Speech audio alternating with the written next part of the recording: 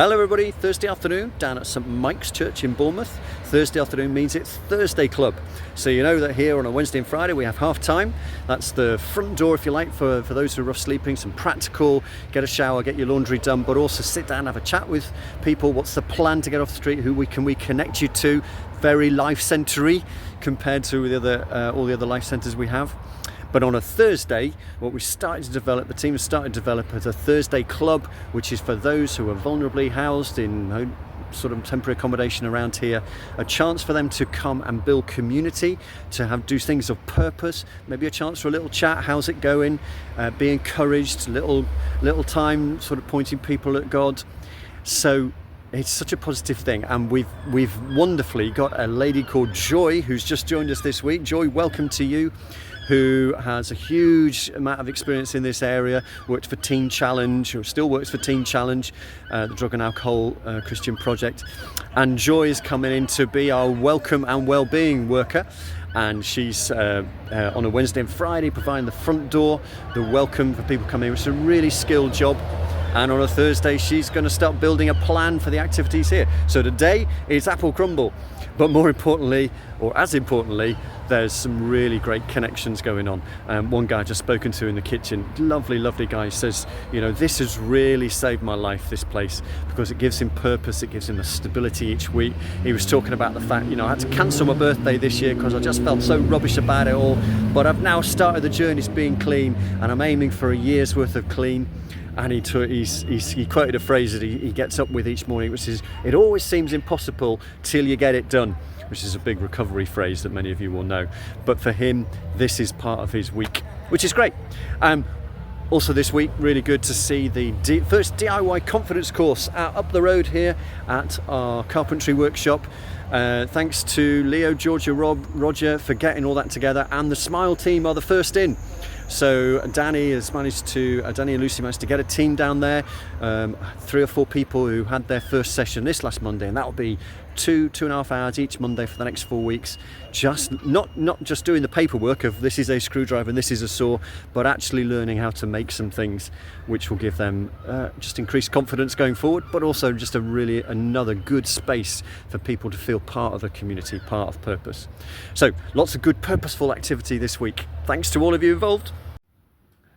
And today is Friday, and George, who is cycled from Poole to Paris for the homelessness work that we do, is going down to half time today to see what it all means and how the work there is going to benefit people.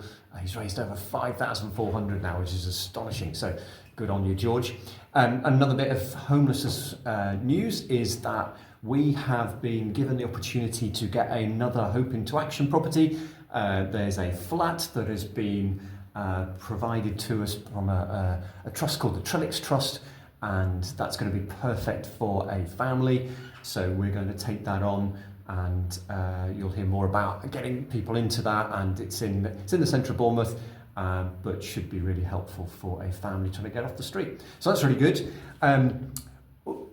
Talking of getting people off the street, this week the trustees had their safeguarding review. So once a year we pull together all the work that you guys have done to make sure we are trying our best to safeguard people. And it's really interesting looking at even some of the statistics. You know, the number of reports that you've given this year has gone up. Now that's 2 things, isn't it? One is some of the issues you're dealing with are getting harder, but also thank you that you are escalating them, and we are sharing the best way to respond to people's needs. Smile, you win in terms of the number of reports.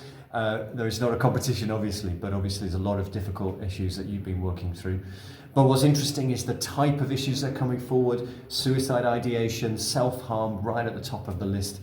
And that's why we want to keep supporting you in terms of understanding how we can respond to that sort of trauma. So Claire and I had another conversation today with Dorset Mental Health Forum, who have some really interesting training, both in terms of helping us as individuals to work with people, and also helping our volunteers. So we'll come back to you with more on that.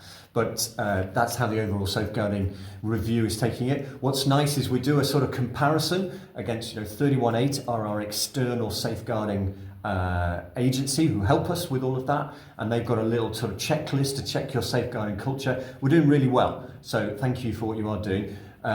Obviously it's not perfect, but we're doing really well. And interestingly, Colette, who's one of our trustees who works for the council, said, having looked through all our policies and procedures, there's that they couldn't spot anything that we're really missing.